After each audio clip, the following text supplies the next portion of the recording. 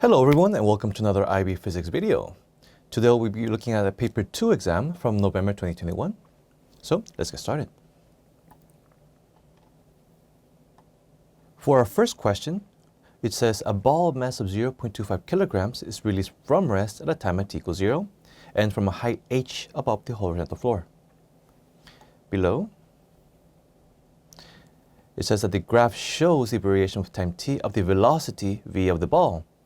Air resistance is negligible.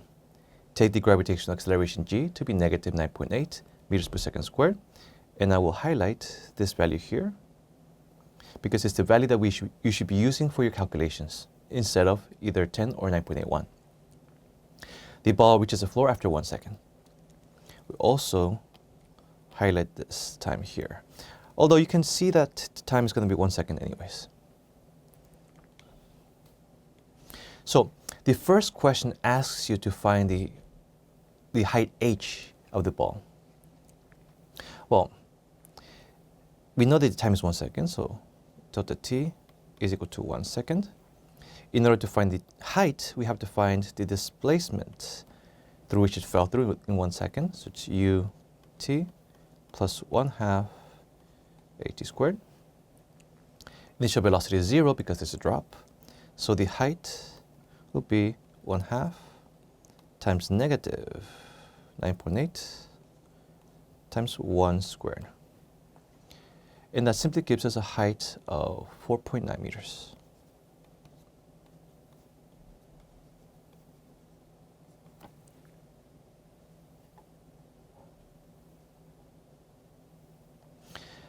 In part B, question number 1 says label the time and velocity graph using the letter M, the point where the ball reaches the maximum rebound height. So we'll go back up to the graph where we will label that point. Now, you reach the maximum height when your vertical velocity is 0. So if you see what is happening here, it falls for 1 second. Here it's in contact with the floor, so it's rebounding. And here it moves up, and then it stops, and then it falls back down. So the maximum height occurs at 1.6 seconds, so we'll label this M.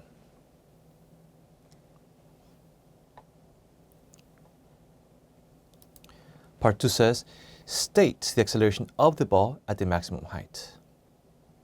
So the vertical acceleration does not change because there's only gravitational forces and there's no air resistance. So at any point in time except during the rebound, the gravitational acceleration or the acceleration will just equal to negative 9.80 meters per second squared.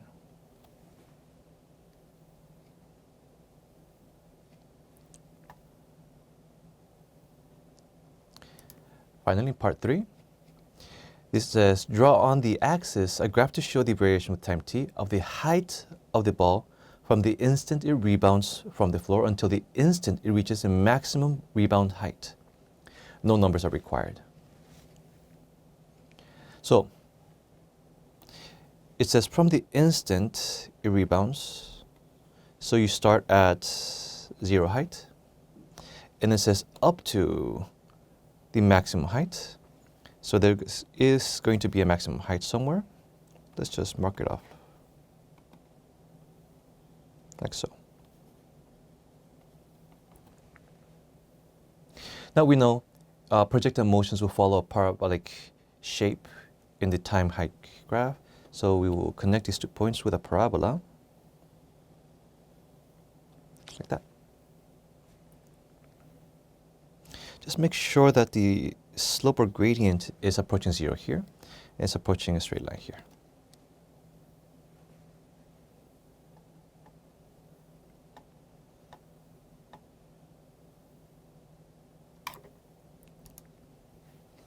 In part C, it says, estimate the loss in the mechanical energy of the ball as a result of the collision with the floor.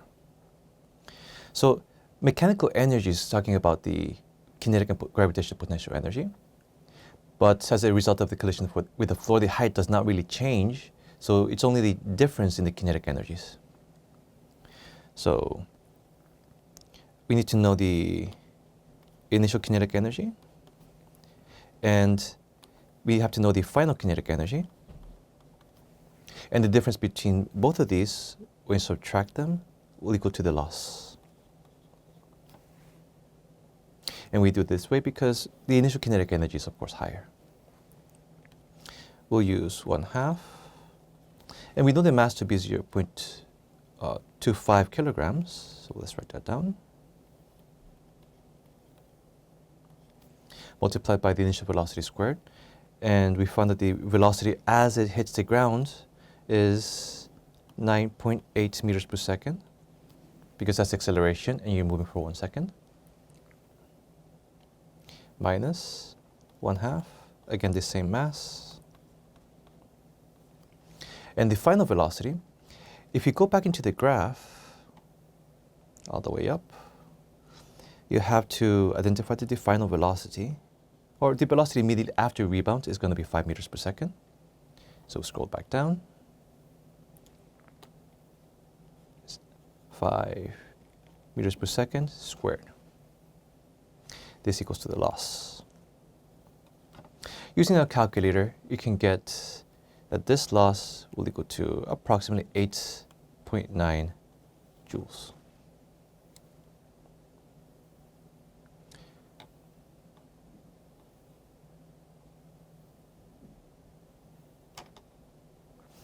Part D, Roman numeral 1. It says to determine the average force exerted on the floor by the ball. I would also like to point out, do not confuse this with the net average force.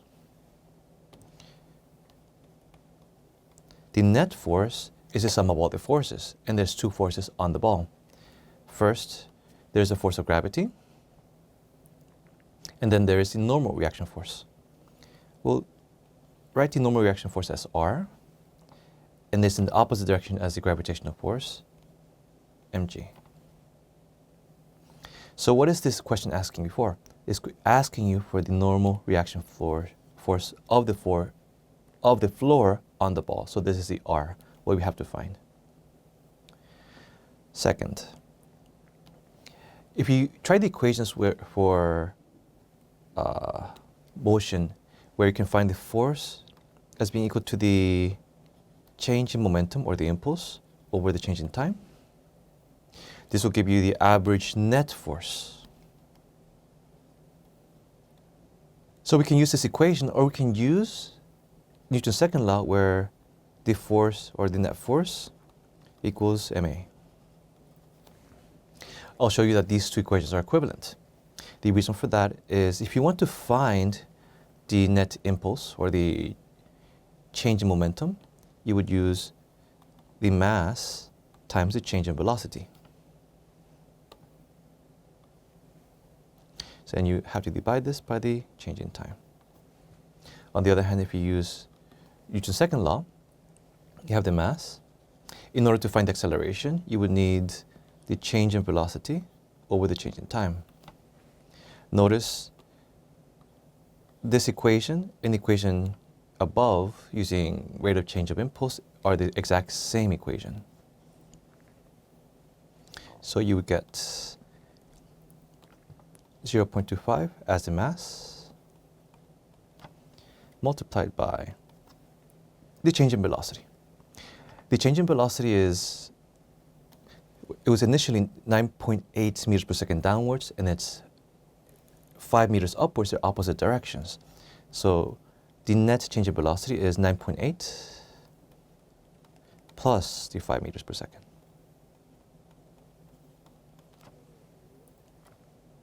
And divide all of this by the amount of time it takes for the rebound to occur, which is 0.1 seconds according to the graph.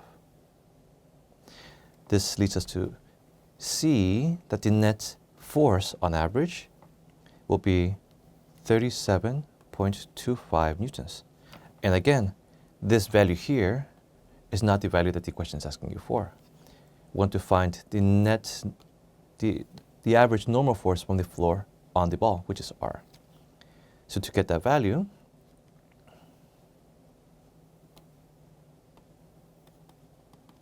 you have to add the 37.25 newtons plus the gravitational force, mg. So it's 0.25 times the gravitational acceleration, which the question says is 9.8. And this gives you a final value of 39.7.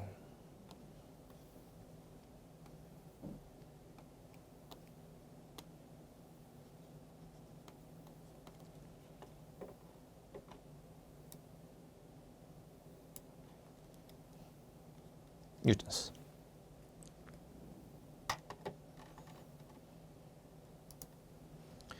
Part 2. Suggest why the momentum of the ball was not conserved during the collision with the floor. Of course, if you're bouncing, you have initial momentum downwards, and the final momentum is upwards, which means that they're opposite directions, opposite signs. There would be no reason for just the ball's momentum to be the same before and after. It's a system's momentum. In total, it has to be the same, which means that the momentum of the floor has changed by the same amount, but the opposite direction. So, momentum is transferred to the floor.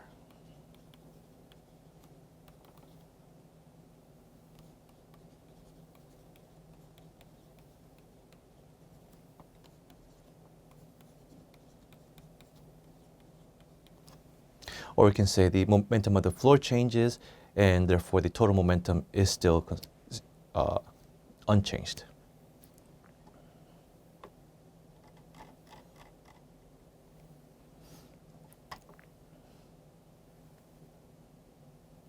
In question number 2, a longitudinal wave travels in the medium with a speed of 340 meters per second. The graph shows the variation with time t of the displacement x of a particle, and this particle P is in the medium. Positive displacement on the graph correspond to displacements to the right for particle P. A, calculate the wavelength of the wave. So first we have to use a graph for this, and it's a displacement time graph. So from a displacement time graph, you will be able to get the period. And the period is 4 milliseconds. Next, in order to get the wavelength should be equal to the velocity divided by the frequency, which is the same thing as the velocity multiplied by the period. The velocity is given as 340 meters per second, and the period is 4 milliseconds, which is 4 times 10 to the negative 3 seconds. And this gives us a final result of 1.4 meters for the wavelength.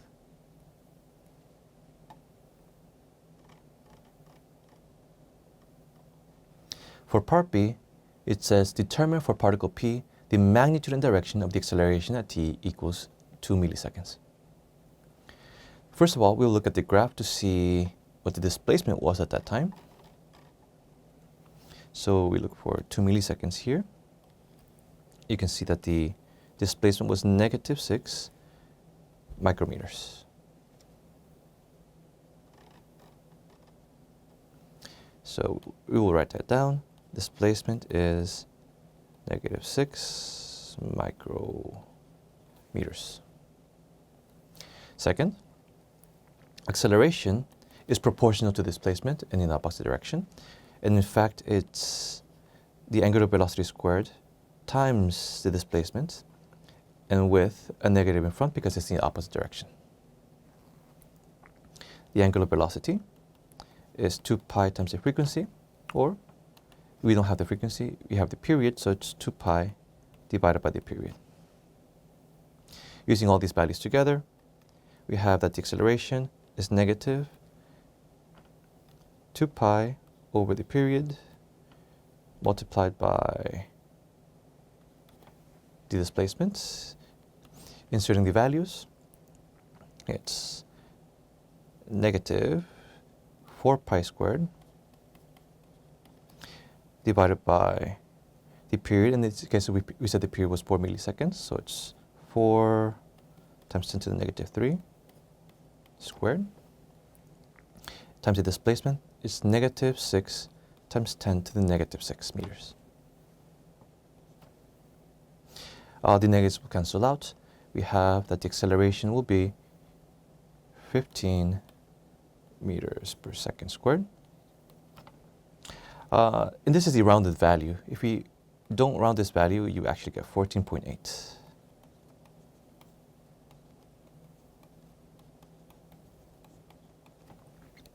Now what about the direction?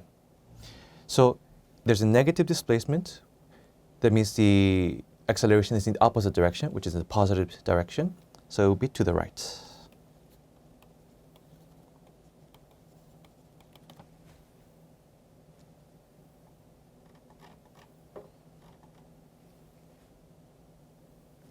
In part C, another wave travels in the medium. The graph shows the variation with time t of the displacement of each wave at the position P.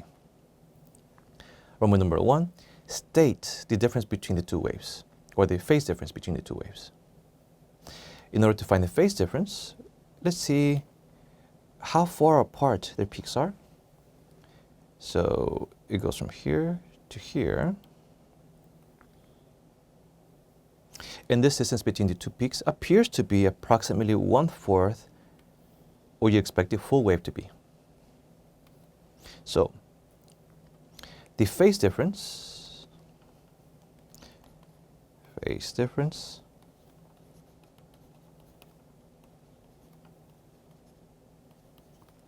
will be equal to 1/4. And since it's a phase, it will be an angle.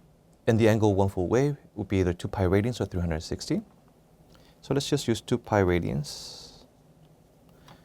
So it's a fourth of a full wave, so it's going to be pi over 2. Otherwise, if you want to do it in degrees, it would be 90 degrees. The actual full mathematical equation for this would be the phase difference as an angle phi is equal to the time difference between two of the same points, in this case 1 millisecond,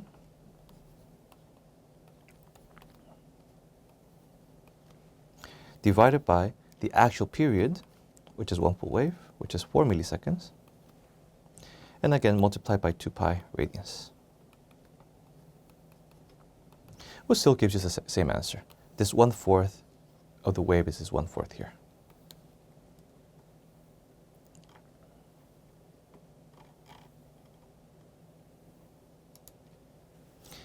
Roman numeral 2, it says identify a time at which the displacement of P is 0. So to have a displacement of 0, the displacement of one wave has to be positive and the displacement of the other wave has to be negative and equal in size, so they cancel out. If you look back in the graph, you'll see that in this interval here, they're both positive, so they will not add up to 0. In this interval here, they're both negative, so they will not add up to 0. But between them, from here to here, one of them is positive, which is the dotted line, and one of them is negative, which is the dark black line, or the solid line. And right in the middle, we'll see this is +4, -4, it adds up to 0. So the time will be at 1.5 milliseconds.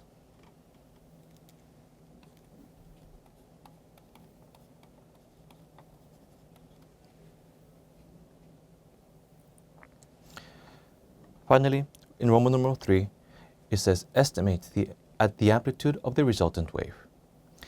The amplitude is the maximum displacement. You can infer that if you take the displacement here, it would just be 6. If you take the displacement here, it would also just be 6. But somewhere in between, if you add the displacement, it's going to be slightly larger. And you'll find that if you take the displacements as 0.5 seconds, it's 4 for the dotted line, and it's also 4 for the solid line, which makes the total displacement 8 micrometers. So the maximum displacement, or the maximum amplitude, would be 8.0 micrometers according to the graph.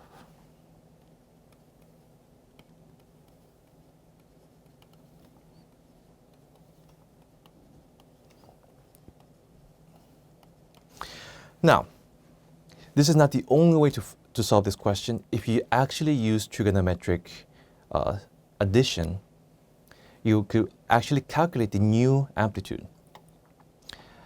Notice that one of these waves is a sine wave with a amplitude of 6 micrometers, and the other one is a cosine wave with also an amplitude of 6 micrometers.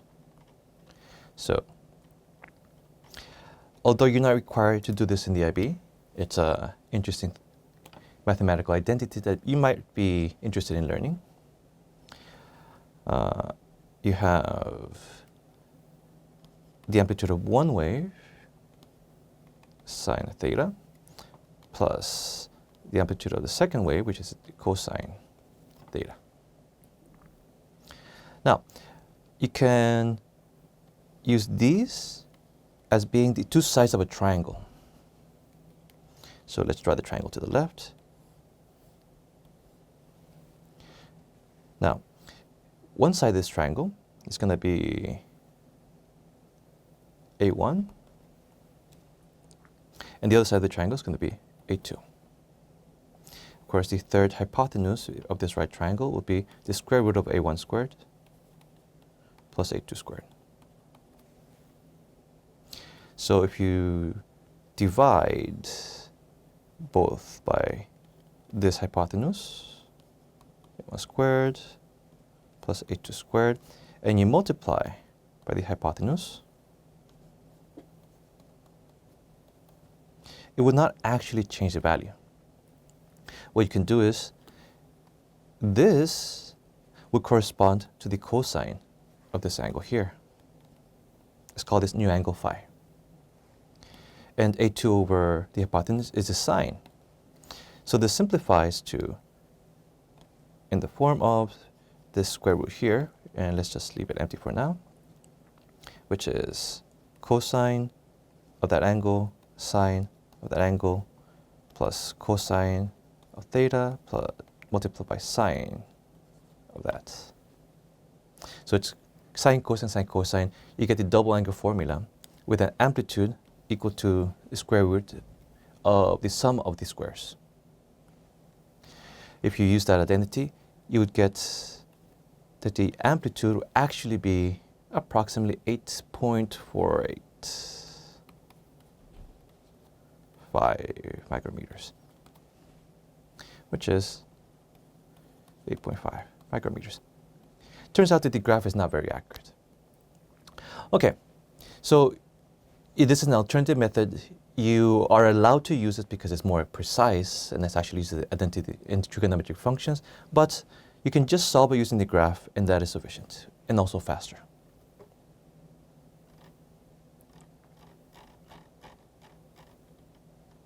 In part D of this question, a standing wave is established in a tube that is closed at one end and open at the other. The period of the wave is uppercase T. The diagram represents the standing wave at lowercase t equals 0 and t equals period over 8. The wavelength of the wave is 1.2 meters. Positive displacements mean displacements to the right. The first part in this question says, calculate the length of the tube. From here, we can see that the length of the tube, which we will call L, must be equal to the 3/4 of the wavelength that is in there.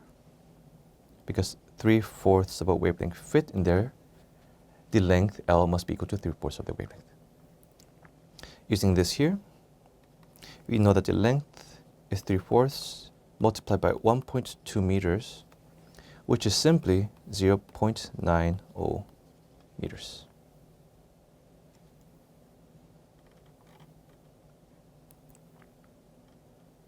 In part 2 of this question, it says that a particle in the tube has an equilibrium position at the open end of the tube. State and explain the direction of the velocity of this particle at a time of t is equal to 1/8 of the period. So we will go back to the original diagram. and we can identify the open end of the tube is here, and the particle is at this position at 1/8 of the period. So it wants us to identify the direction of the velocity.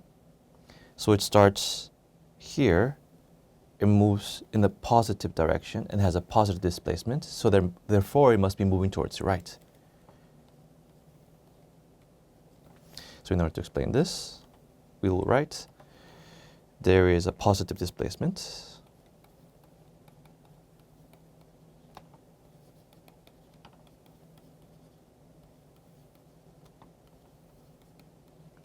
therefore the velocity is towards the right.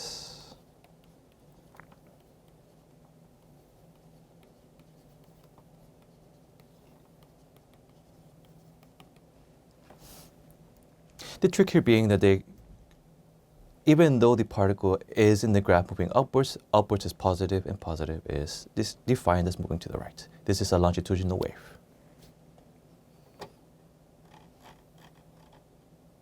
In question number 3, there are two positive fixed point charges Q, which we can see here and here, and each of them have a charge of positive 44 microcoulombs. Those 2 points and point P here are the vertices of an equilateral triangle of side 0.48 meters. So every side of the triangle is exactly 0.48 meters. Part A, Roman numeral 1, it says, show that the magnitude of the resultant electric field at P is 3 meganewtons per coulomb. So, first things first, let's draw the magnetic field vectors. First, let's color code this first charge Q in red, which means if it's positive, the electric field caused by that charge will be away from points in this direction. Next, let's color code this other point in blue, and the electric field caused by that other charge will be again opposite direction as Q, same size. Now, you have to add these two vectors. Since this is an equilateral triangle, we can assume that if we draw a triangle like this will be 30 degrees. And that means here, this is also 30 degrees from the vertical. And this is also 30 degrees from the vertical. Everything is symmetric. The horizontal components of the red field vector and the horizontal component of the blue field vector will cancel out. So we can just cross them out. We don't have to consider them. But the vertical components are equal and they add up. So if we were to find the vertical component of one of these fields, let's say this one, we can just multiply by 2 because you're just adding the same amount from the other field vector. So you can say that the net electric field would equal to 2 times whatever the vertical component is. In this case, it would be whatever the field is for any of these charges, multiplied by the cosine of the angle 30.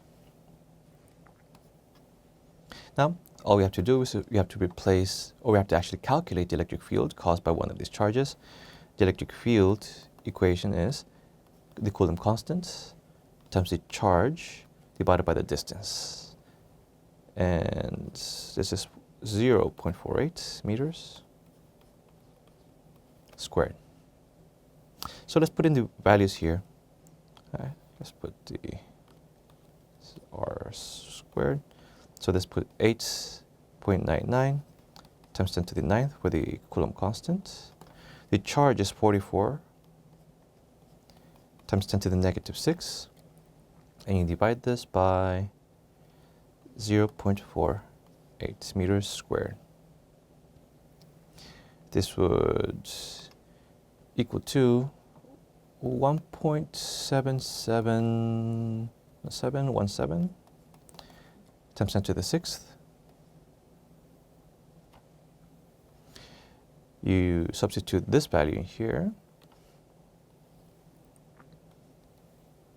So 2 times 1.717 times 10 to the 6th times the cosine of 30 is equal to approximately 2.97 times 10 to the 6 newtons per coulomb.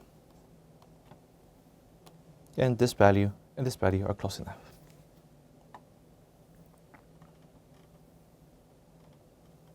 Part 2, state the direction of the resultant electric field at P. Well, we already saw that it's going to be just upwards.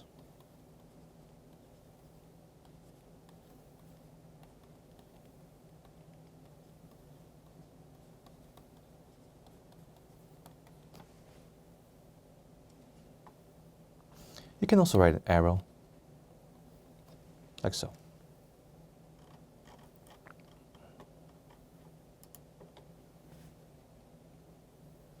Part B, point P is moved closer to the charges. A point charge Q equals -2 microcoulombs and mass 0.25 kilograms is placed at point P.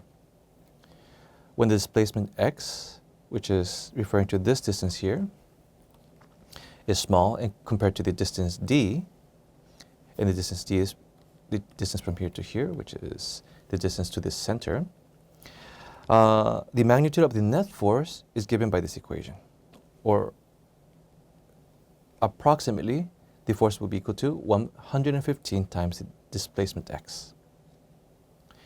Explain why Q, lowercase, which is the mass in P, will perform simple harmonic motion or oscillations when it is released. So first, you have to know what the requirement for simple harmonic motion is. And the requirement is very simply that the force be proportional to the displacement.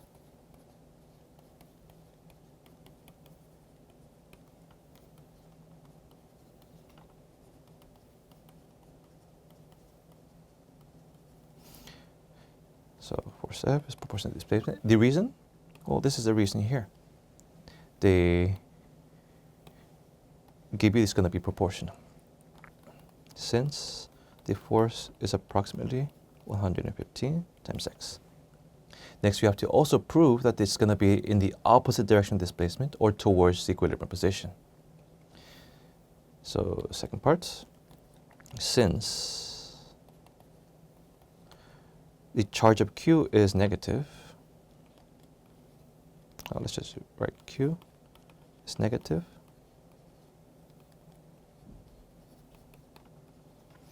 and the electric field is upwards,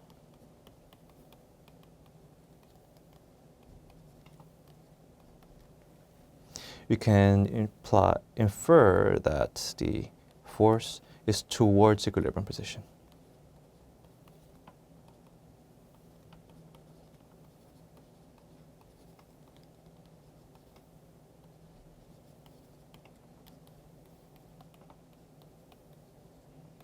Or simply opposite direction as displacement.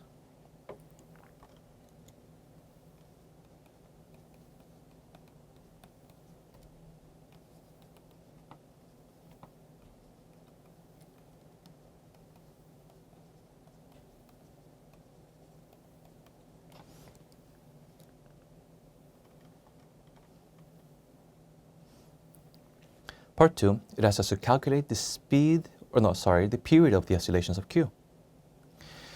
In order to find the period, you have to find the angular velocity. So,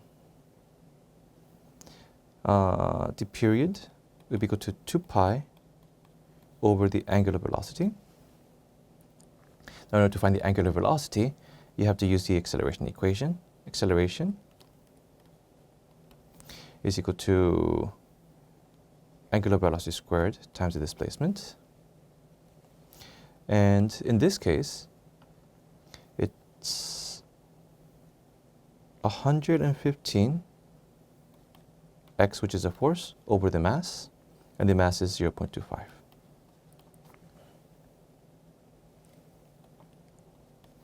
So this is the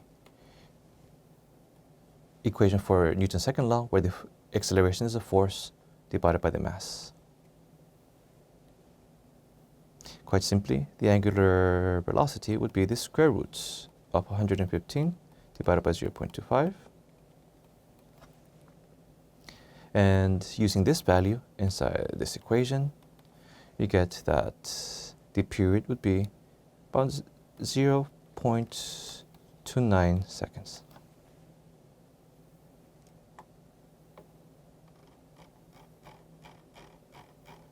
Part C of this question, an uncharged parallel plate capacitor is connected to a cell of 12 volts EMF, a resistor R, and another resistor of resistance 20 mega ohms. Part 1, at time equals 0, the switch is connected to X. On the axis, draw a sketch graph to show the variation with time of the voltage R across the resistor R. So here, when you connect it to X, you're connecting these 2 points here, which means simply that the EMF source will flow in this direction and it charges the capacitor.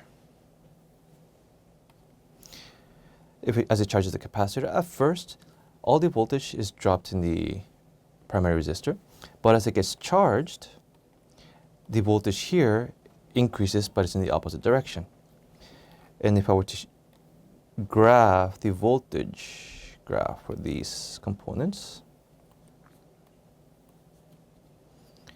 first we have the capacitor and then the resistor.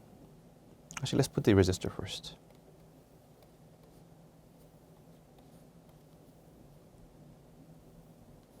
And we should also include the source of EMF at the very beginning.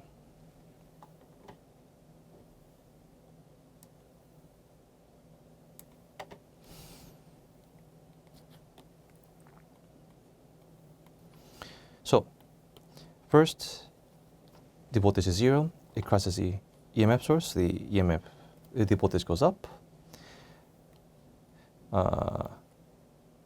Some of the voltage drops across the resistor. And at first, all of it drops across the resistor. But what happens later as the capacitor is being charged? As the capacitor charges, it will look more like this. And there's a drop across the capacitor. The whole point of this is to explain that the voltage starts at 12, and as the capacitor charges, it gradually goes to 0. So the graph of voltage across the resistor will look something like this, approaching 0. On the other hand, you don't have to draw this for this case, but just as a final part of this explanation, the capacitor would be the opposite. It would get charged like so.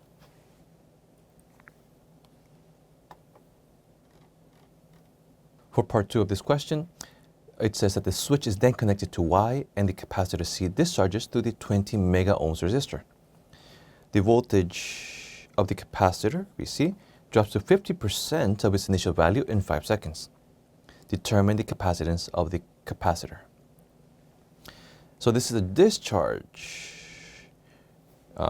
phenomena. So we'll use a discharge equation where the final charge is equal to the initial charge times e to the power of negative the time divided by resistance times capacity, which is the time constant. Since we know it's 50% of initial value, the final charge over the initial charge is 0.5. This is still equal to e to the power of, and we know that it's 5 seconds, so it's 5 divided by RC. The resistance is 20 times 10 to the 6th, and times C, which is the capacitance. Now, in order to get this, you have to first use the natural logs of both sides. 1 second, let me separate this a little bit. So you'll get that the natural log of 0.5 is equal to -5 over R, which is still 20 times 10 to the 6 times C. And it just becomes a simple arithmetic problem, which means you can get that the capacitance will be 3.6 times 10 to the -7. And the units are farads.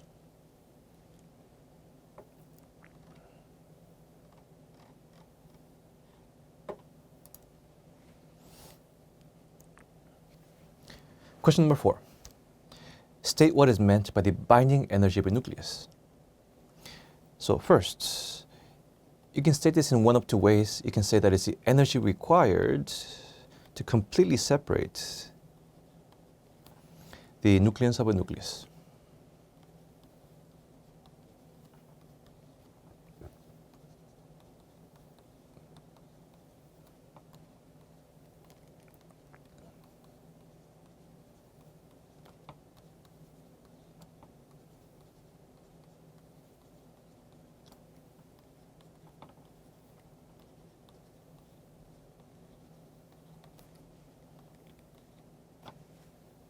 Now, there are cases where if there's more points required, you have to be a little bit more precise.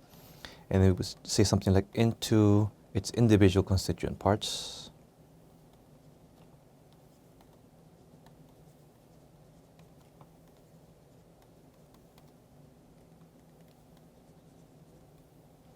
Which are protons and neutrons.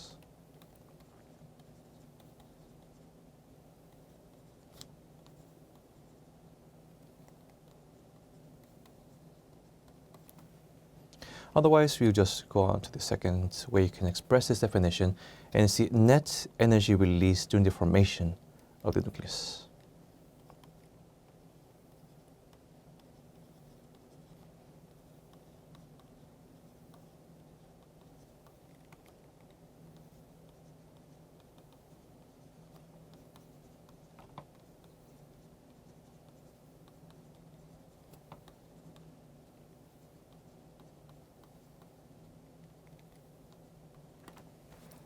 Okay. Part 2 says draw on the axis a graph to show the variation with nucleon number of the binding energy per nucleon. Numbers are not required in the vertical axis.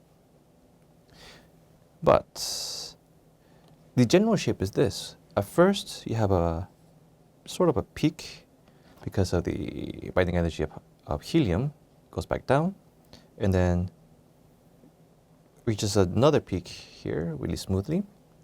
And after this peak, it just gradually falls off,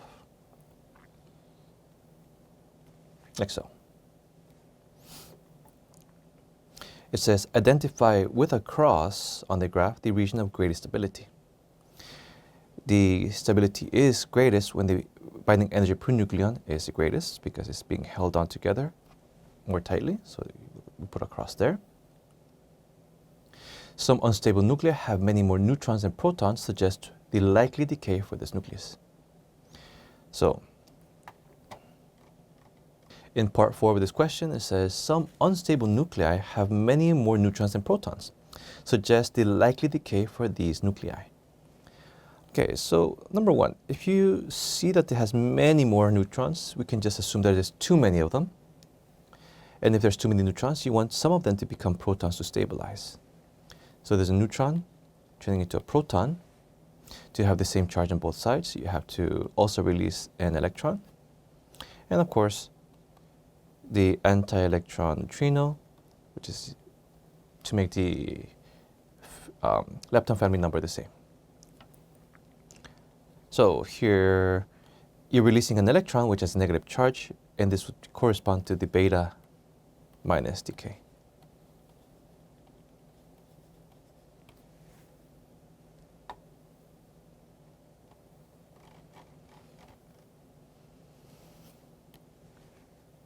In part B, plutonium-238 decays by alpha decay into uranium.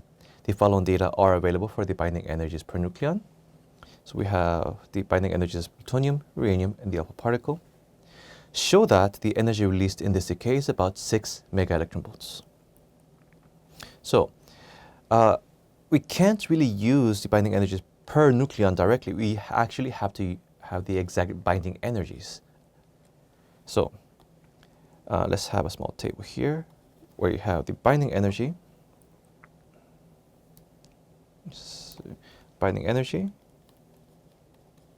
of the plutonium,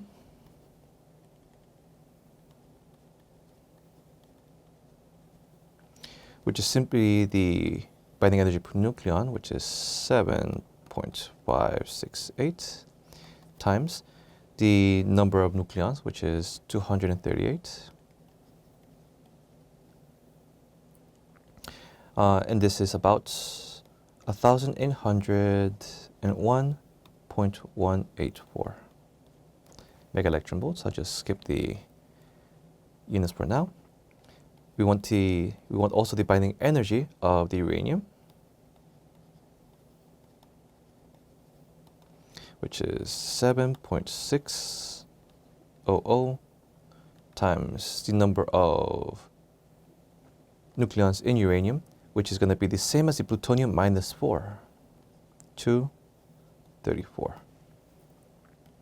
And this is equal to 1,778.4.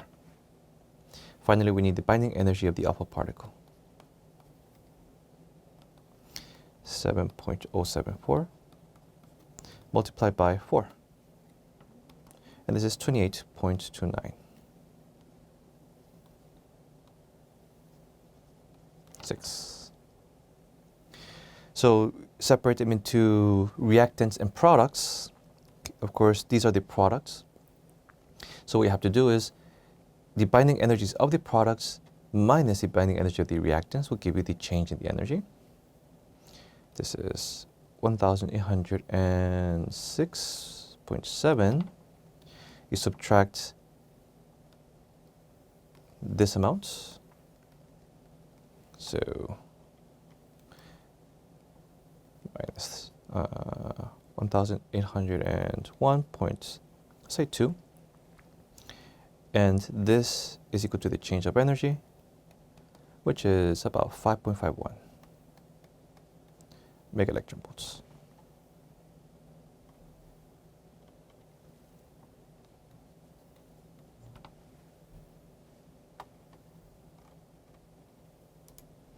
In part 2, the plutonium nucleus is at rest when it decays. Calculate the ratio of the kinetic energy of the alpha particle to the kinetic energy of the plutonium. All right. Ratio problem, you just have to have the kinetic energy of the alpha particle divided by the kinetic energy of the plutonium. We use 1/2 the mass of the alpha particle times the velocity of the alpha particle squared over 1/2 the mass of the plutonium times the velocity of the plutonium squared. Now we have to use the conservation of momentum to find the ratios of the velocities and masses. So according to the conservation of momentum,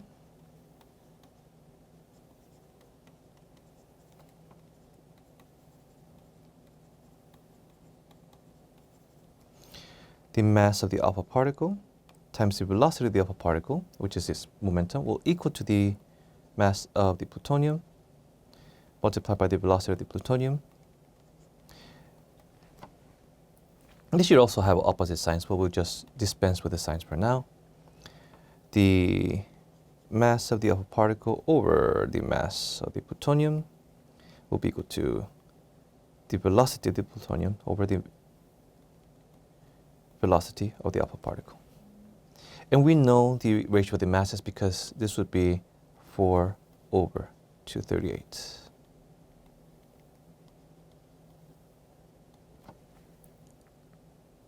So this ratio would be used here. And this ratio here is the reciprocal of this. So you would multiply 238 divided by 4 and you square it. So let's put that down. Of course, the 1/2s cancel out, which is 4/238, which is the ratio of the masses. times 238 divided by 4 squared, which is the ratio of the velocities.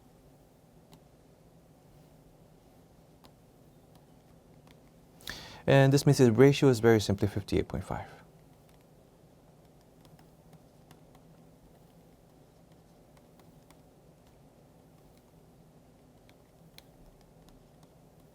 Let's put a square around this.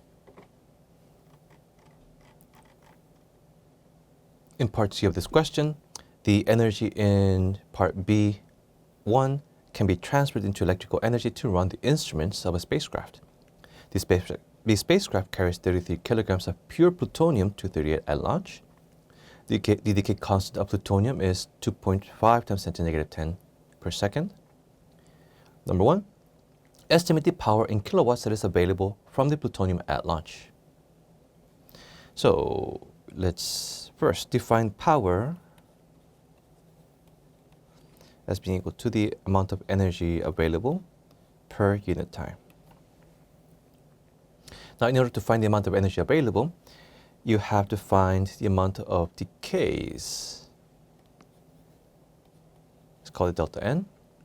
So the number of atoms that decay every second multiplied by 5.51 megaelectron volts each. So this, the number of decays that occur every second, is the activity. Let's write it down. The activity of a radioactive sample is equal to the decay constant times the number of atoms or nuclei. Then we know that's 33 kilograms, but that's not the number of atoms. The number of atoms, N, is equal to the number of moles times Avogadro's number. And finding the number of moles is relatively simple. Number of moles is 33 kilograms, and let's use 33,000 grams, because we know that the mass of 1 mole will be 238 grams per mole. So this is the number of moles. All you have to do now is you multiply by Avogadro's number, 6.02 times 10 to the 23. Now, this will give us about 8.347 times 10 to the 25. We use this value here to get the activity. The activity would then be equal to, where is it? Decay constant, 2.5 times 10 to the negative 10. Multiplied by 8.347 times 10 to the 25. And it gives us the activity of 2.08 times 10 to the 16th. This is decays per second, or becquerels. This will be used in here. So let's color code this. This was used here. So it gives us 2.08 times 10 to the 16th times 5.51 to the power of 10 times 10 to the power of 6. And this is electron volts, so it's multiplied by 1.6 times 10 to the negative 19. This gives us approximately 18,337 watts, which is 18 kilowatts approximately.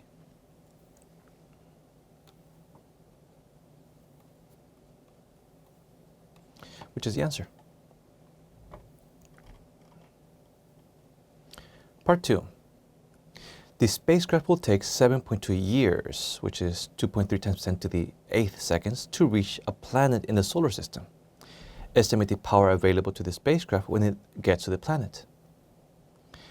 So it's really hard to do all those calculations again, but the activity decays with time, just like the half-life. So the activity, the initial activity, times e to the power of negative the decay constant times time.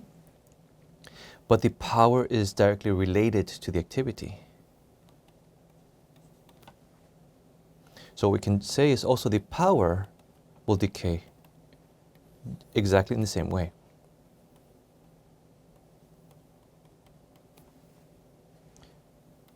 Put 18.3 kilowatts times e to the power of 2.3. So let's put the decay constant first. The decay constant will be 2.50 times 10 to the negative, 10 to the 10, 10 to the negative 10, times 2.3 times 10 to the 6, or 10 to the 8th, seconds. And this will simply be around 17.3 kilowatts.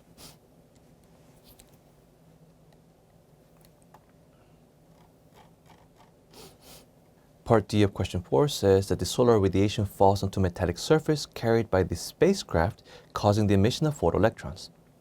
The radiation has passed through a filter, so it is monochromatic. The wavecraft is moving away from the sun. State and explain what happens to the kinetic energy of an emitted photoelectron. So first, you could argue that because of the Doppler effect, the frequency would be lower.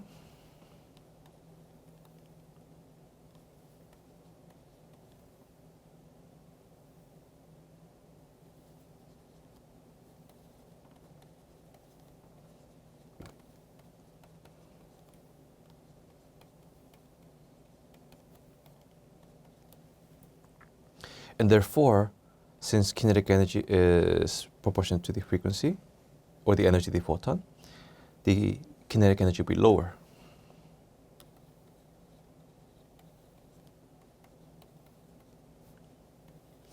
But you might notice that you might get a different answer, and there's another answer that is acceptable for this, and it's that because there's a filter, even if you have a Doppler effect, initially it's all the radiation that arrives that is shifted. But again, after the filter, only wavelengths that are exactly the same wavelength as before will pass through. So, due to the filter, the frequency is the same, so the kinetic energy should be the same.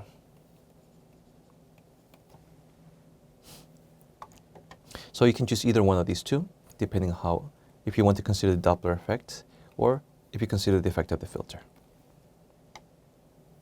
In part 2 of this question, it asks us to explain what happens to the rate at which the charges leave the metallic surface, the charges being the electrons.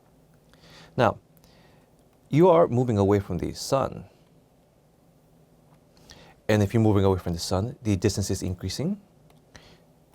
So distance is increasing.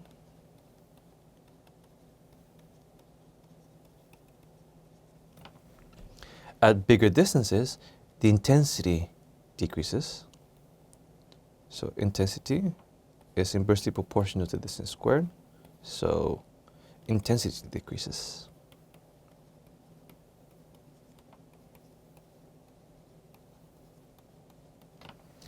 Intensity decreasing means there's fewer photons arriving per second.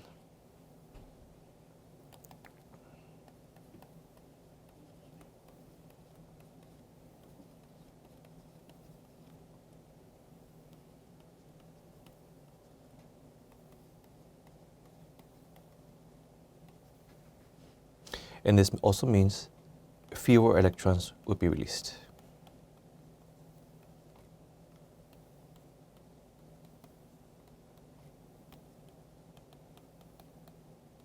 And it's per second.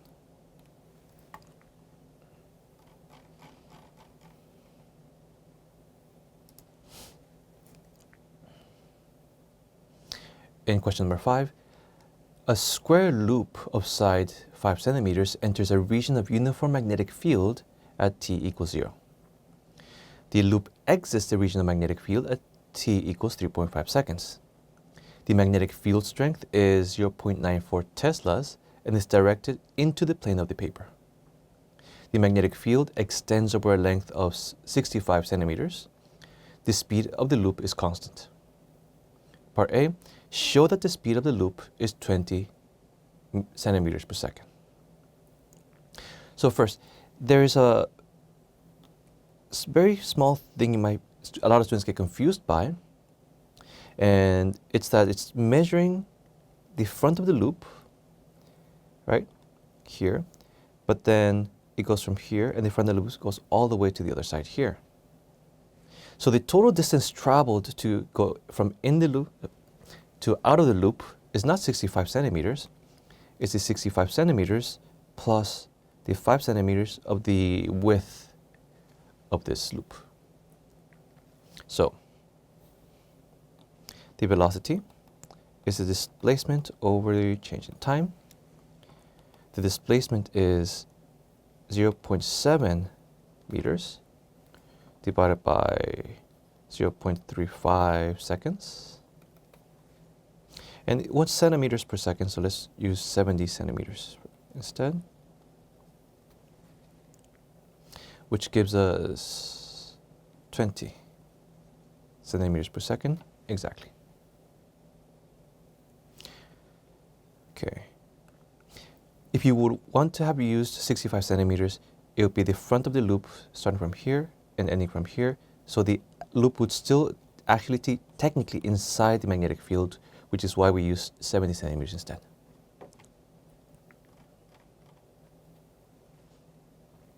In part B, it says sketch graphs on the axis to show the variation with time of 1, the magnetic flux linkage phi in the loop. So this is the magnetic flux linkage, and it starts at 0 when it's outside of the field, and it goes to 0 again when it leaves the field at 3.5 seconds. So as it goes in, it would increase, but since it goes at 20 centimeters per second and it's a width of 5 centimeters, the total time it takes to completely go into the field would be the 5 centimeters divided by the velocity of 20, which would be 0.25 seconds. So it takes 0.25 seconds to get to the maximum. Then once inside, the flux is relatively constant. Then it takes 0.25 seconds again to leave the field completely.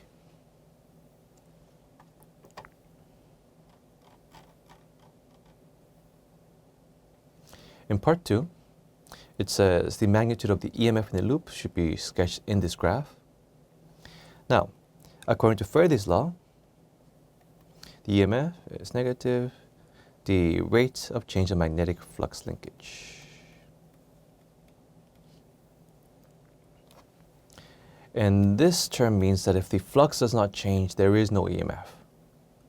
So between 0.25 seconds and 3.25 seconds, the EMF should be 0.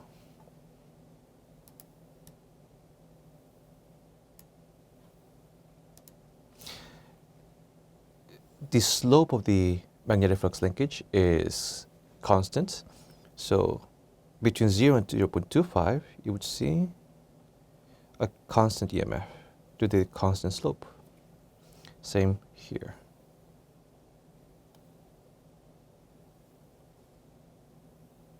Like so.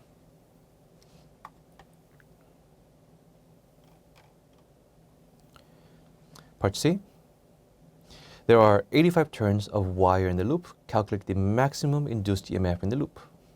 So we'll use the same equation here. EMF is equal to the number of loops times the rate of change in flux This is 85 times the change in flux would be the magnetic field times the change in the area or the change in time. So it's 85. The magnetic field is 0.94 Teslas. The change in the area is 0.05 meters squared, because it's a square. The change in time is 0.25 seconds. This is the amount of time it takes to go into the magnetic field. Using these values, you get around 0.799, which is about 0.80 volts. Now, this is not the only way to do this. You can also use N, and again we'll do the change in flux as being the magnetic field times the change in the area over the change in time, which is N times the magnetic field times the change in the area will be the length times the width. So let's get width times the length over the change in time. But the width is also the displacement that it has to pass through, which is 5 centimeters. This is the velocity. So it's N times the magnetic field times the velocity times the length of the front side, which is also 5 centimeters. 85 turns, magnetic field of 0.94 Teslas, the velocity of 20 centimeters per second, which is 0.2 meters per second, and the length of 5 centimeters, it's 0.05 meters. Of course, the result is the same.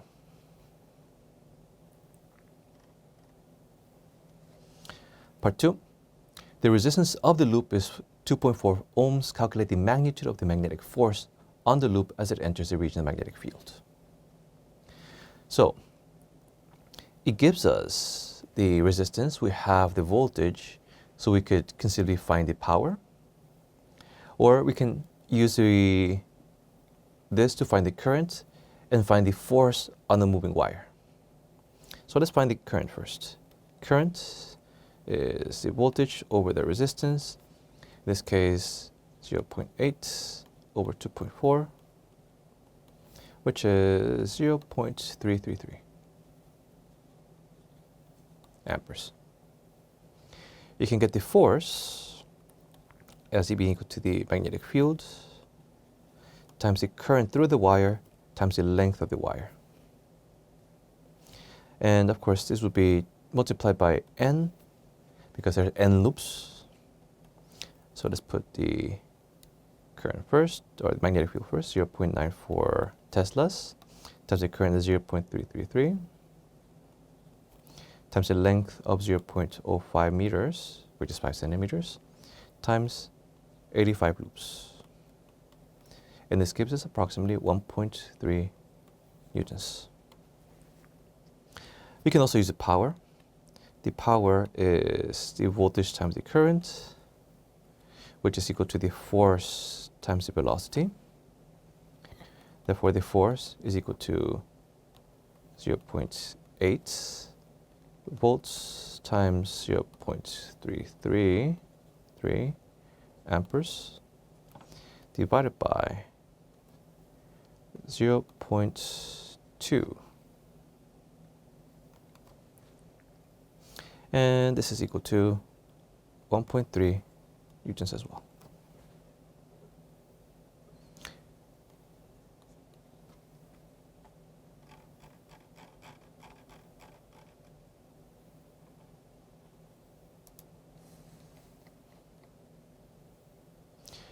In part D, Roman numeral 1, show that the energy dissipated in the loop from t equals 0 to t equals 3.5 seconds is 0.13 joules.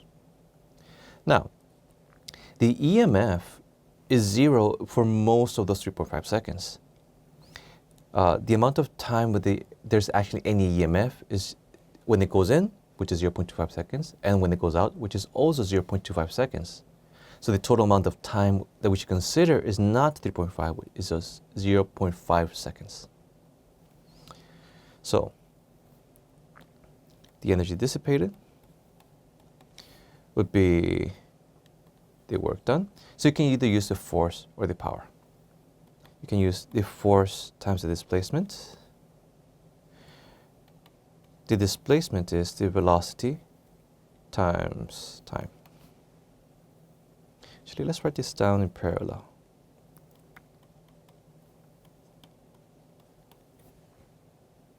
So it's a 1.3 newtons times the velocity of 0.2 meters per second times a time of 0.5 seconds. This will equal to 0.13 joules.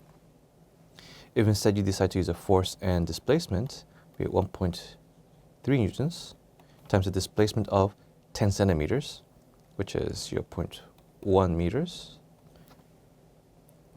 This is still 0.13 joules. Or if you decide to use power, it's power multiplied by the change in time, which would be voltage times current times time,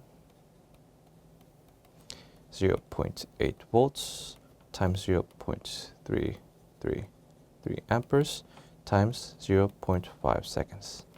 And it's still the same answer, 0.13.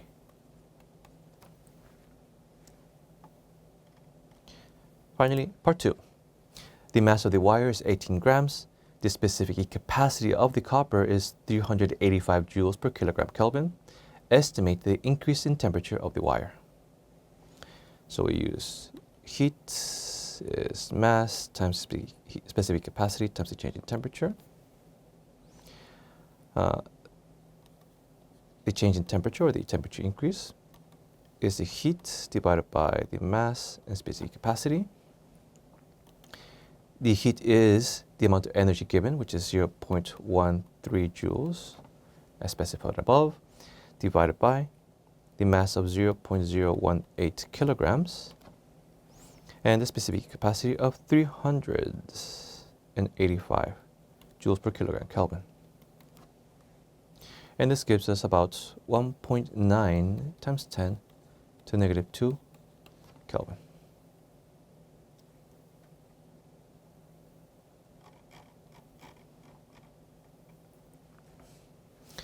Question number 6, part A. Titan is a moon of Saturn. The Titan's sun distance is 9.3 times greater than the Earth's sun distance. Roman numeral 1, show that the intensity of solar radiation at the location of Titan is 16 watts per square meter. First, it tells us that it's 9.3 times the distance of the Earth's sun, which means we should probably be using the intensity of the Earth and the relationship with intensity and distance to find the intensity at Titan. Now, the intensity at Earth is actually given in the physics booklet. This is the solar constant, S. If you look it up, it's 1.36 times 10 to the third, or 1,360 watts per meter squared. Next, intensity is inversely proportional to the distance squared. So the intensity at Titan would be the intensity at Earth, which is the solar constant, divided by the 9.3 times greater distance squared. And this gives us 1,360 divided by 9.3 squared. Actually, let's use r squared here, which would be about 15.7 watts per square meter.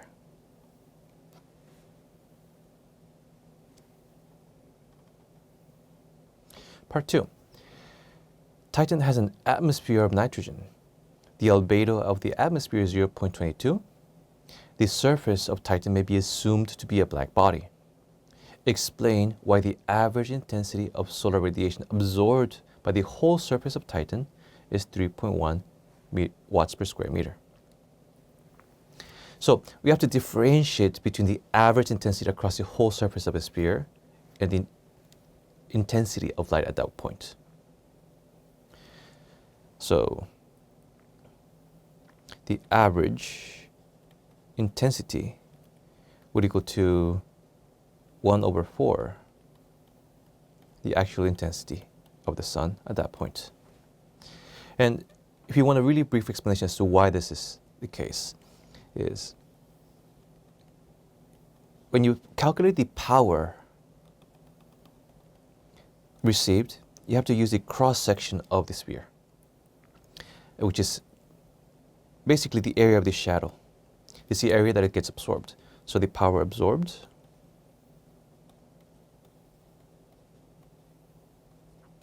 is the area times the intensity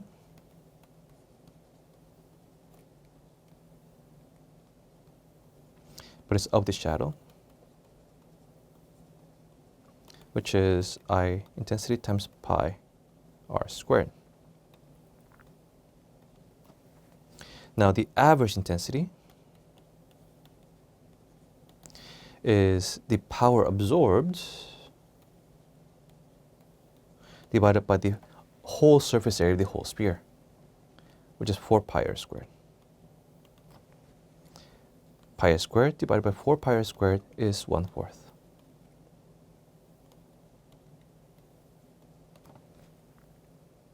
So using this here, it's 1/4 intensity of the sun, but also because of the albedo, this amount is reflected. So 1 minus albedo is the amount that is absorbed.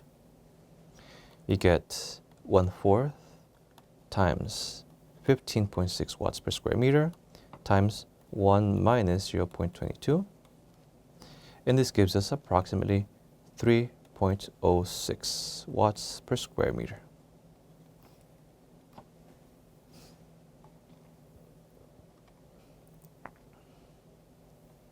Part 3, show that the equilibrium surface temperature of Titan is 90 Kelvin. Now, there has to be an equilibrium where the average intensity absorbed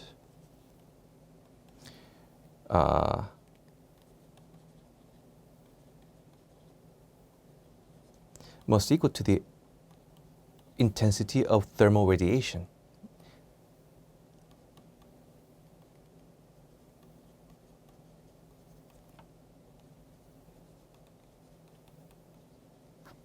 So the amount of energy coming in per square meter has to equal to the amount of energy going out per square meter. We'll use 3.1 watts per square meter here. And the intensity of thermal radiation is 1 emissivity times the Stefan-Boltzmann constant times temperature to the 4th power.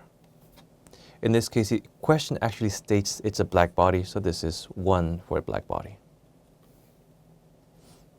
And finally, the temperature would be the 4th root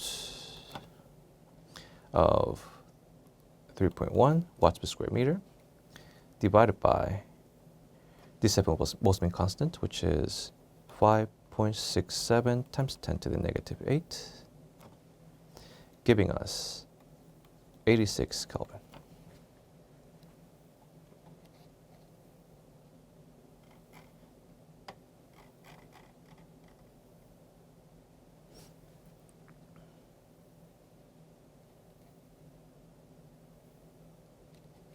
In part B of this question, the question says that the mass of Titan is 0.025 times the mass of the Earth, and its radius is 0.404 times the radius of the Earth. The escape speed from Earth is 11.2 kilometers per second. Show that the escape speed from Titan is 2.8 kilometers per second. Number 1. Let's first write down the equation for the escape velocity as being, if you look at the physics booklets in topic 10.2, 2 times the gravitational constant times the mass of the planet over the radius of the planet. So if you want the escape velocity from Earth, it will be the mass of the Earth and the radius of the Earth. Now, if you want to use the escape velocity from Titan, it would be square root 2 times the gravitational constant. And the mass of Titan is 0.25 times the mass, or 0.025 times the mass of the Earth divided by, and then the radius is 0.404 times the radius of the Earth. And put simply, you'd get the square root of 0.2025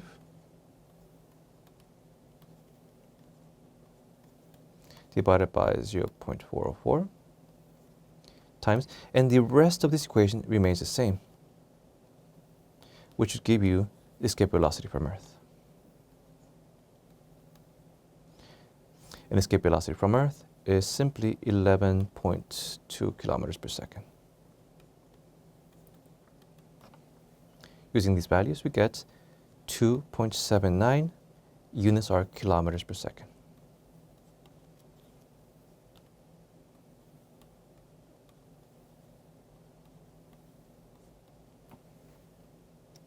Which is close to the value we have supposed to find. Part C. The orbital radius of Titan around the Sun is r, and the period of revolution is t. Show that the period squared is equal to 4 pi squared times the radius to the 3rd power divided by the gravitational constant and the mass, where m is the mass of the Sun. Oh, Saturn, sorry. So this is Kepler's law. The way to find this is, first, we have to find the orbital velocity. In orbital velocity, the net force, which is, there's only one force, the force of gravity, gravitational constant times the mass of Saturn times the mass of the object over distance squared, and this should be capital R, we equal to, well, the condition for centripetal motion, which is mv squared over r. You can find the orbital velocity as being the square root of g, the gravitational constant, times the mass of the planet over the radius of the orbit. Second, the period is 2 pi r, which is the circumference, divided by the velocity. In this case, 2 pi r, and the velocity is the square root of gravitational constant mass over the radius. Now, you have to have the period squared, so you square both sides of this equation. Period squared. It's 2 squared, which is 4 pi squared. You would square the r, but there's another one in the denominator side underneath it, so you invert and multiply, which makes it r cubed divided by gravitational constant and the mass as required. Part 2. The orbital radius of Titan around Saturn is 1.2 times 10 to the 9th meters, and the orbital period is 15.9 days. Estimate the mass of Saturn. We will use the same equation we saw here, just reorganize it to get that the mass is 4 pi squared times the radius cubed, or distance, orbital distance cubed divided by gravitational constant, and the period squared. This is 4 pi squared. The orbital distance is 1.2 times 10 to the 6th, 10 to the 9th meters cubed divided by the gravitational constant is 6.67 times 10 to the negative 11 times the period, in parentheses, is 15.9 days, 20 hours per day, 24 hours per day, 60 minutes per hour, and 60 seconds per minute. And it's squared. If you use your calculators, you'll find this to be 5.4 times 10 to the 26 kilograms.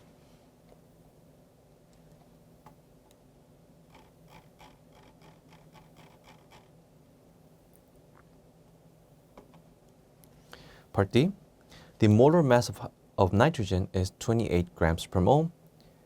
Number 1, show that the mass of a nitrogen molecule is 4.7 times 10 to the negative 26 kilograms. There's two ways to do this. First way, 28 grams per mole, aka the molar mass, is simply 28 times, well, in atomic mass units. We have 28 atomic mass units, which is, one atomic mass unit is 1.661 times 10 to the negative 27 kilograms, which gives us 4.65 times 10 to the negative 26, as required. The second way to approach this problem would be if you have 28 grams per mole, you have to convert grams and moles into kilograms per atom. So 28 grams is 0.028 kilograms. 1 mole is exactly 6.02 times 10 to the 23 atoms, or molecule in this case.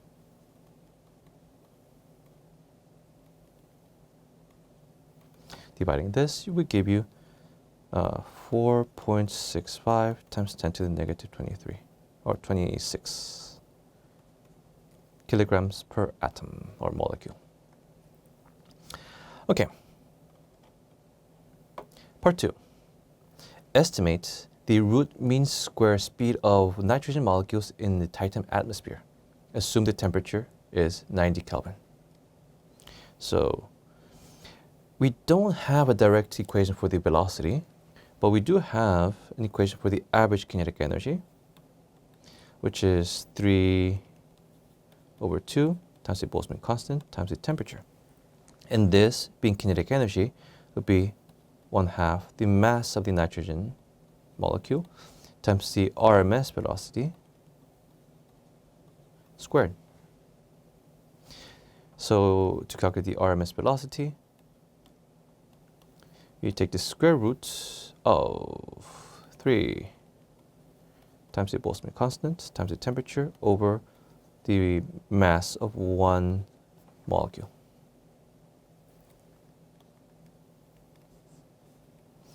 And all these values are given. It's 3 times the Boltzmann constant, which is 1.38, times 10 to the negative 23. And the temperature is given as 90 Kelvin.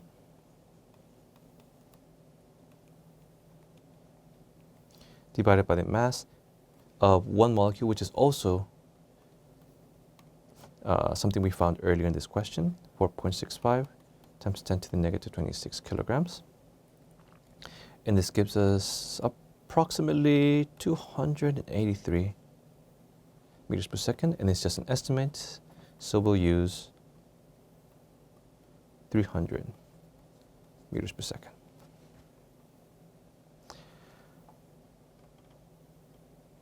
Part A, discussed by reference to the answer in Part B, whether it is likely that Titan will lose its atmosphere.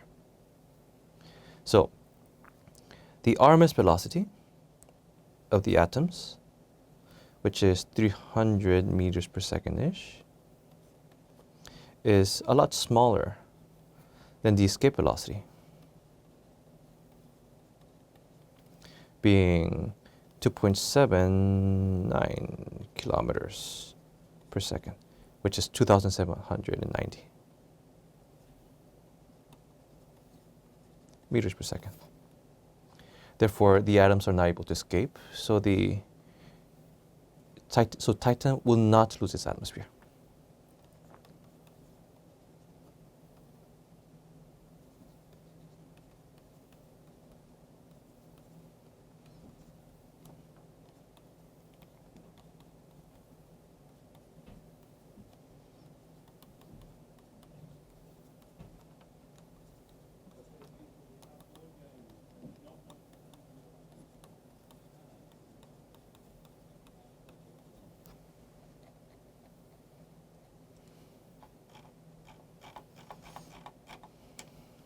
In question number 7, it says that a conducting sphere has a radius of 48 centimeters. The electric potential on the surface of the sphere is 3.4 times 10 to the 5th volts. A, show that this charge on the sphere is positive 18 microcoulombs. Number 1, we'll use the equation for electric potential, being the Coulomb constants times the charge divided by the radius. In this case, the distance is the radius. The charge would equal to the potential, which is the voltage, times the distance from the center, which is the radius, divided by the Coulomb constant. The voltage is given as 3.4 times 10 to the 5th volts. The radius of the sphere is 48 centimeters, so it's 0.48 meters, and divided by the Coulomb constant of 8.99 times 10 to the 9th will equal to 18.2 times 10 to the negative 6, or 18.2 microcoulombs.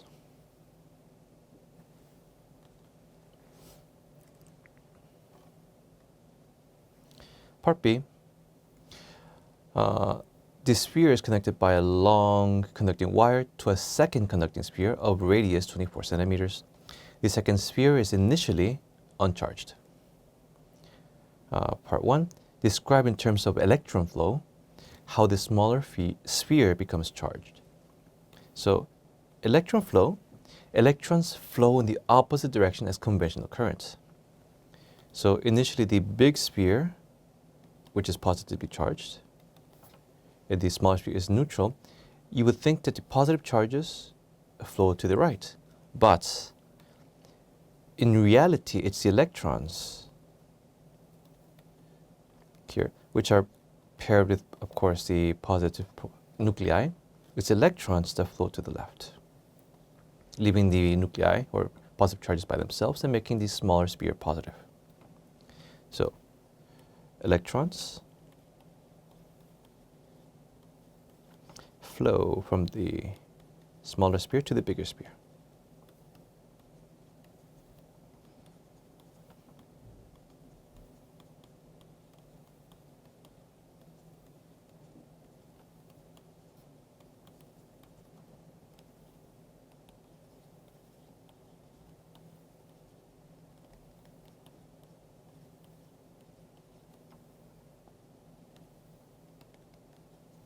And it makes the smaller sphere positive.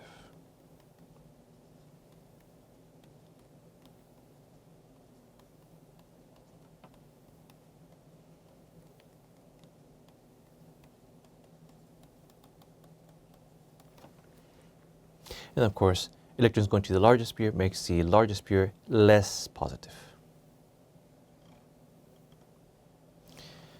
Part 2, predict the charge on each sphere.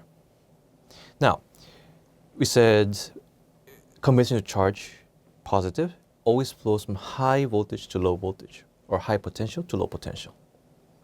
So initially only the bigger sphere is positively charged, so the positive charges will flow into the smaller sphere until they have the same potential. Because now if there's no potential that is higher, the flow will stop. So the first condition is that the final voltages in the larger sphere, let's call it V1, is going to equal to the final voltage of the smaller sphere, V2. Next, we should also notice that the total charge will be the same. So the charge of the bigger sphere Q1 plus the charge in the smaller sphere Q2 would equal to the total initial charge. Let's just call it total. Now, using these, we say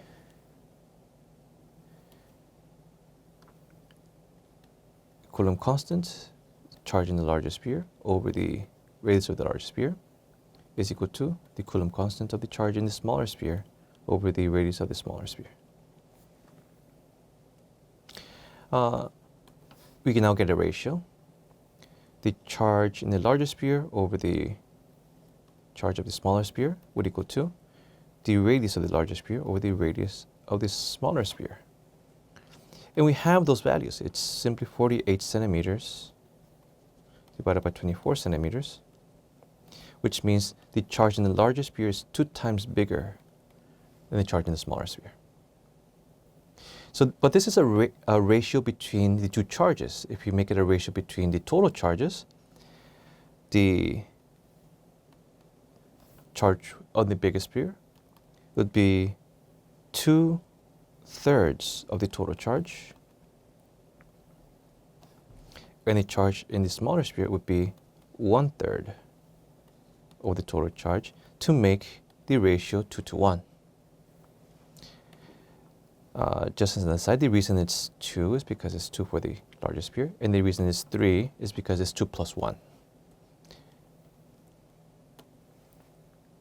Finally, we know that this total charge would be 18 microcoulombs times 2/3. We just make it 12 microcoulombs.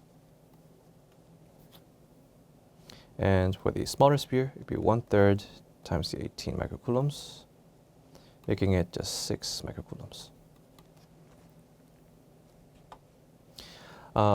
One last comment here is that I used Q1 for the larger sphere, Q2 for the smaller sphere. You have to properly define that these are the larger and smaller spheres.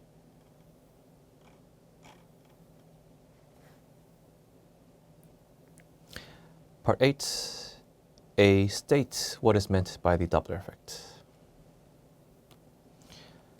Number 1, the Doppler effect is a change in observed frequency.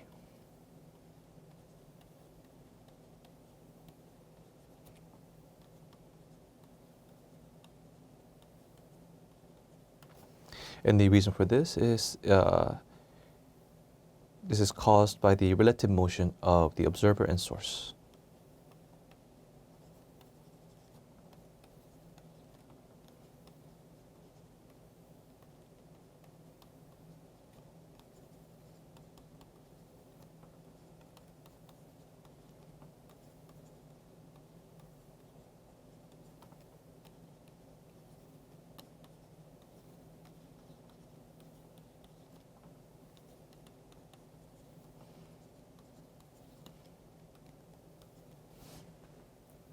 Okay.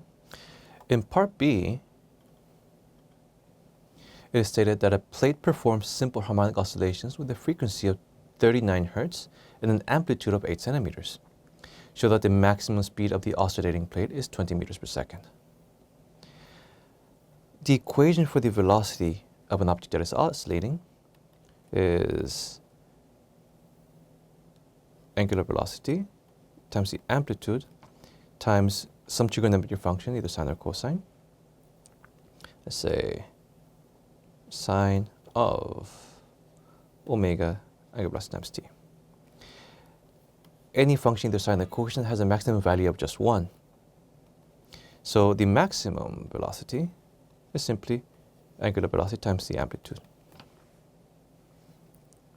Angular velocity is 2 pi times the frequency.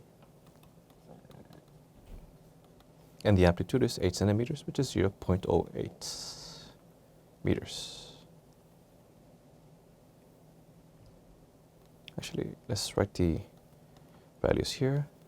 2 pi, frequency of 39 times 0.08, will equal to 19.6 meters per second.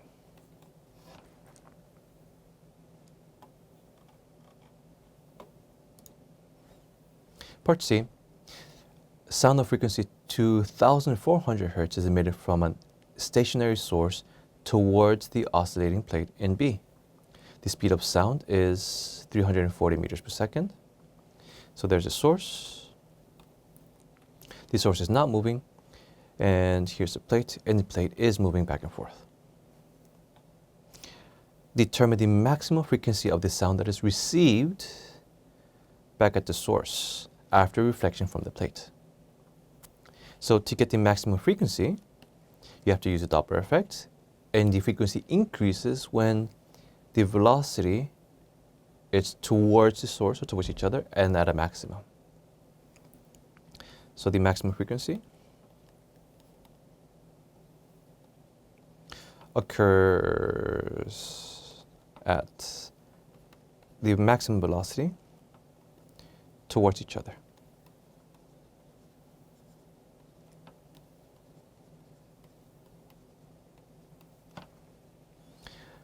Okay, now, when sound reaches a plate, the oscillating plate will experience the sound at a certain frequency. So let's say the source frequency is F0.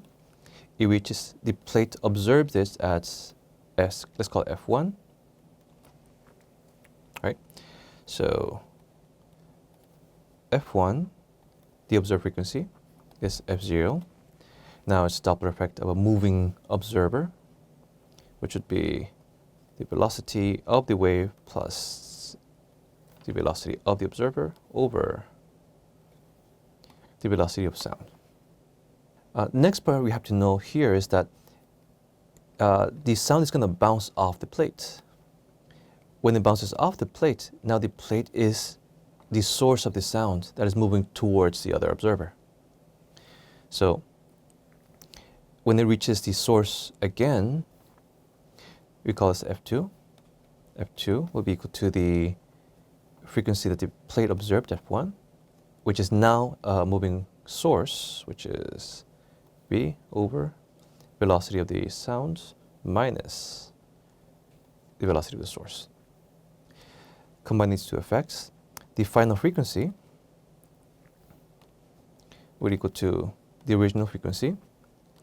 Substituting this in here, get velocity of the wave plus maximum velocity over velocity of the wave minus the maximum velocity.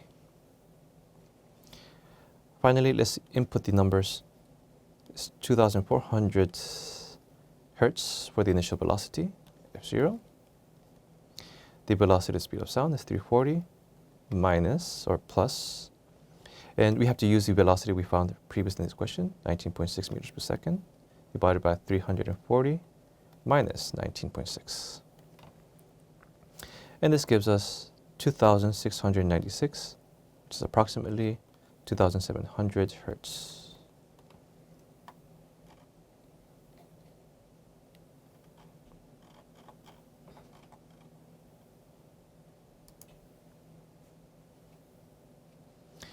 In part D, the graph shows the variation with the diffraction angle of the intensity of light after it has passed through 4 parallel slits.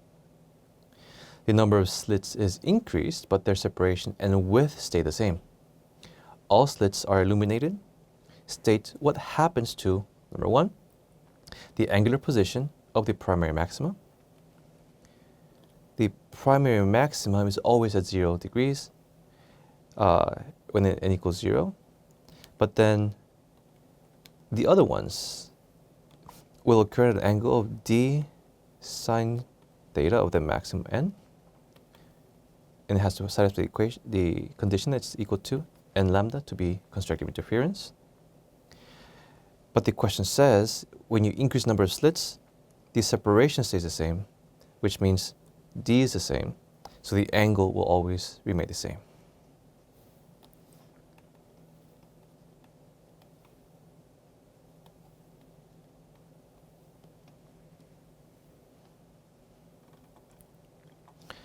Part B, What about the width of the primary maxima? Well, if you have greater number of slits, the width of each primary maxima is decreased.